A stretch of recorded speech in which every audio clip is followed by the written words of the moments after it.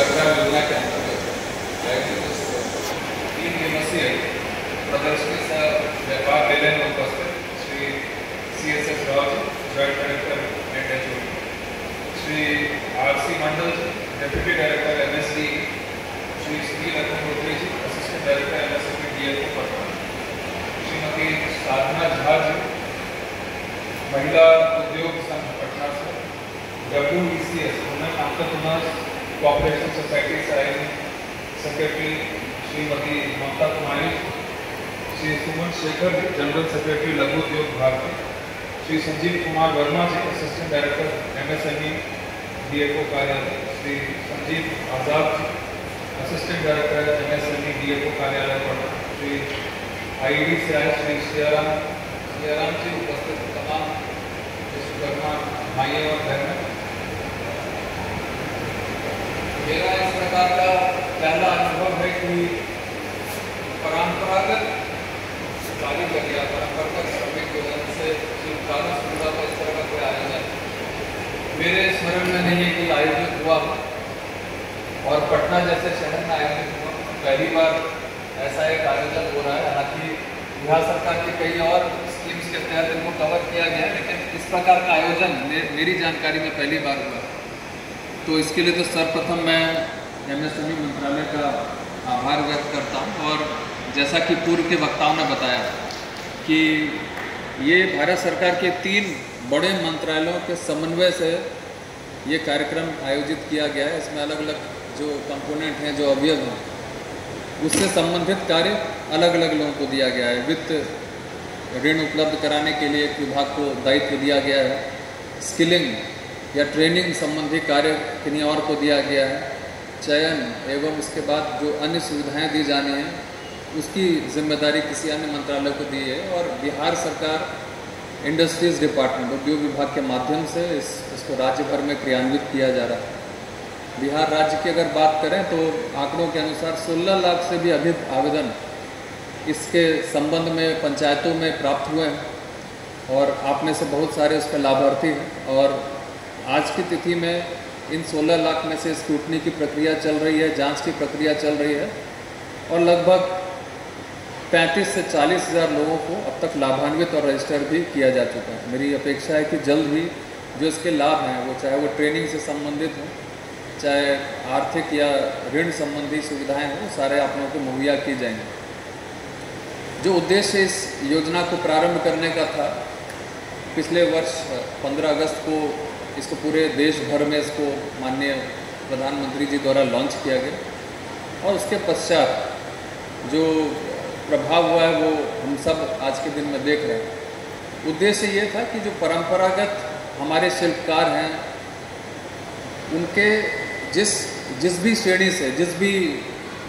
परंपरागत कार्य क्षेत्र से जुड़े हुए थे, धीरे धीरे मशीनों के आ जाने से, नए आधुनिक मशीनों के आ जाने से पुरानी तकनीकें जो उन्होंने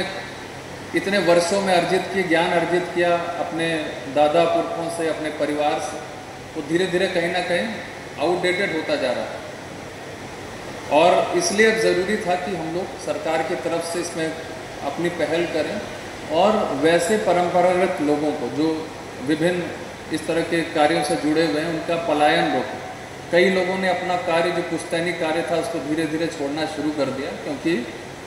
वहाँ पे कंपटीशन बढ़ गया, नई नई चीज़ें आ गई, नई नई तकनीकें आ गई, और वो धीरे धीरे आउटडेट हो गए। तो उसको दूर करने के लिए और पलायन को रोकने के लिए मुख्य रूप से,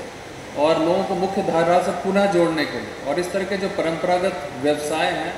उसको बचाए रखने के लिए, वो जो जानकारियाँ हैं उनको बचाए रखने के लिए इस योजना की परिकल्पना की गई थी। इसमें अलग अलग प्रकार के, अभी हमें आपका इसमें रजिस्ट्रेशन के उपरांत ट्रेनिंग कराया जाता है। ट्रेनिंग में अलग अलग प्रकार की इसमें श्रेणियां हैं। ट्रेनिंग है कि आप जिस क्षेत्र से जुड़े हुए हैं उसके संबंध में ट्रेनिंग, इसके अलावा अन्य ट्रेनिंग है किस प्रकार से अपने व्यापार को आप लोग बढ़ा सकते हैं, इसको और ज़्यादा दूर तक ले जा सकते हैं। ऋण की सुविधाएं इसमें उपलब्ध कराई गई ताकि आपको जो पूंजी निवेश अपनी तरफ से करना पड़ता है उसका बोझ आप पर सीधा ना आए, आपको अचानक किस्तों में और कम दर पर बैंकों के माध्यम से ऋण उपलब्ध कराया जाए। इसके अलावा आपका रजिस्ट्रेशन, पंजीकरण करने के उपरांत आपका एक आईडी कार्ड आप लोगों को मिलेगा, जिससे कि राज्य सरकार द्वारा या भारत सरकार द्वारा यदि कभी भी कोई निविदा निकाली जाती है,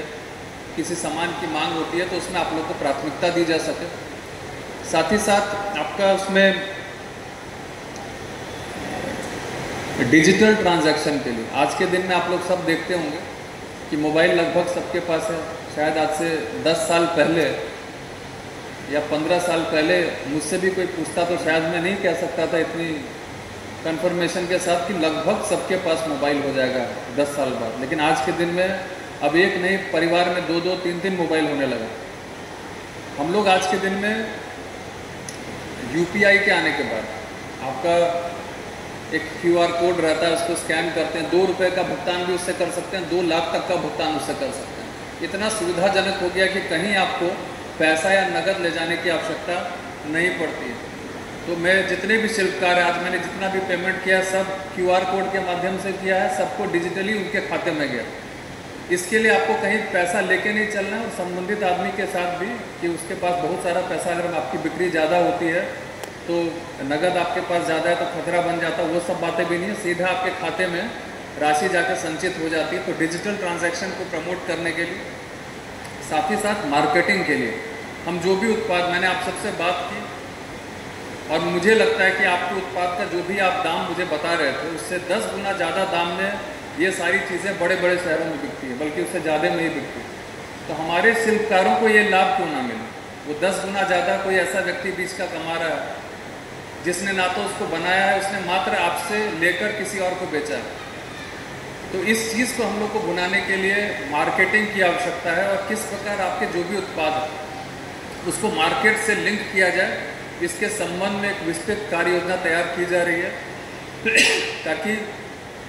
जिस क्षेत्र का जो उत्पाद हो वहाँ के शिल्पकारों को उसका उचित मूल्य जो है वो प्राप्त हो सके। साथ ही साथ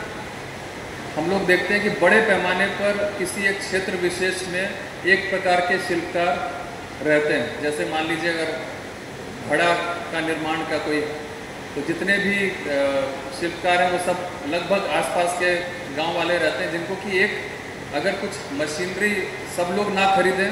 कोई महंगी मशीन हम लोग एक जगह खरीद कर रख दें तो उसका उपयोग हर कोई कर सकता है, उसका लाभ उठा सकता है, आपका उत्पादन बढ़ सकता है, आपकी गुणवत्ता बढ़ सकती है। उसी प्रकार से आपका अलग अलग जो 18 ट्रेड्स की यहाँ पर बात की जा रही है, परंपरागत व्यवसाय, सभी के लिए टूल किट देने की बात तो है ही। इसके अलावा हम लोग क्लस्टर में, मतलब एक झुंड में किसी एक क्षेत्र विशेष के लिए हम लोग कॉमन फैसिलिटी सेंटर डेवलप करने की बात कर रहे हैं, जहाँ पर बड़ी बड़ी मशीनें होंगी जो आपके इस क्षेत्र से जुड़ी हुई हैं और आज के दिन में नवीनतम है, जिसको शायद एक आदमी खरीदेगा यदि तो उसको काफ़ी राशि की आवश्यकता पड़ेगी, जिसकी आवश्यकता भी नहीं। तो कॉमन फैसिलिटी सेंटर पूरे राज्य भर में हम लोग लगभग 7-8 जगह हम लोगों ने चिन्हित किया, जहाँ पर निकट भविष्य में हम लोग उसकी स्थापना करने जा रहे हैं ताकि हमारे जो वहाँ के स्थानीय कारीगर हैं उनको इसका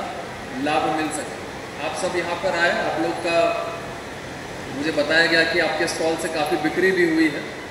आने वाले दिनों में हम लोग प्रयास करेंगे कि इस तरह के आयोजन हम लोग प्रमंडल स्तर पर भी करें, ताकि उतनी दूर से आपको, किसी को जमुई से, किसी को गया से यहाँ आने की आवश्यकता ना पड़े। राज्य स्तरीय तो कराएंगे, लेकिन इसको प्रमंडल स्तरीय कराने पर और ज़्यादा लाभ आप लोगों को होगा और ज़्यादा मात्रा में आप अपनी सामग्री ला सकेंगे, उसका विक्रय कर सकेंगे, उससे मुनाफा कमा सकेंगे। इस आयोजन को आयोजित करने के लिए मैं MSME मंत्रालय के सभी पदाधिकारियों का आभार व्यक्त करता हूं और एक कम समय में, मुझे लगता है कि इसकी परिकल्पना लगभग 10 से 15 दिन पहले प्रारंभ हुई और उन्होंने एक अच्छा आयोजन यहाँ पर करा है। आगामी वर्षों में इसको हम लोग और अच्छा करने का प्रयास करेंगे और ज़्यादा लोगों को लाने का प्रयास करेंगे और आपका जो भी सामग्री है जो यहाँ पर विक्रय होना है उसकी जानकारी पहले से, इसका प्रचार प्रसार होना चाहिए ताकि और अधिक संख्या में लोग यहाँ पर आएँ और लाभ ले सकें और हमारे जो लघु उद्यमी, जो छोटे उद्यमी, उनको उसका लाभ मिल सके। बिहार सरकार द्वारा भी इस संबंध में एक बिहार लघु उद्यमी योजना लाई गई है। लगभग 44,000 से अधिक लोगों को इसका लाभ दिया जा चुका है। तो भारत सरकार की योजना हो, राज्य सरकार की योजना हो, आप सबों का इसमें लाभ हो, हम सबकी मंशा वही रहती है। हम लोग अपेक्षा करते हैं कि आप लोगों का यहाँ पर रहना सहना ठीक से हुआ होगा, कोई दिक्कत नहीं हुई होगी। मुझे राव जी ने विस्तृत रूप से बताया कि यहाँ पर आप लोगों के लिए व्यवस्थाएं की गई थी और असुविधा यदि किसी प्रकार की हुई होगी तो हम लोग आपने क्षमा प्रार्थी हैं, लेकिन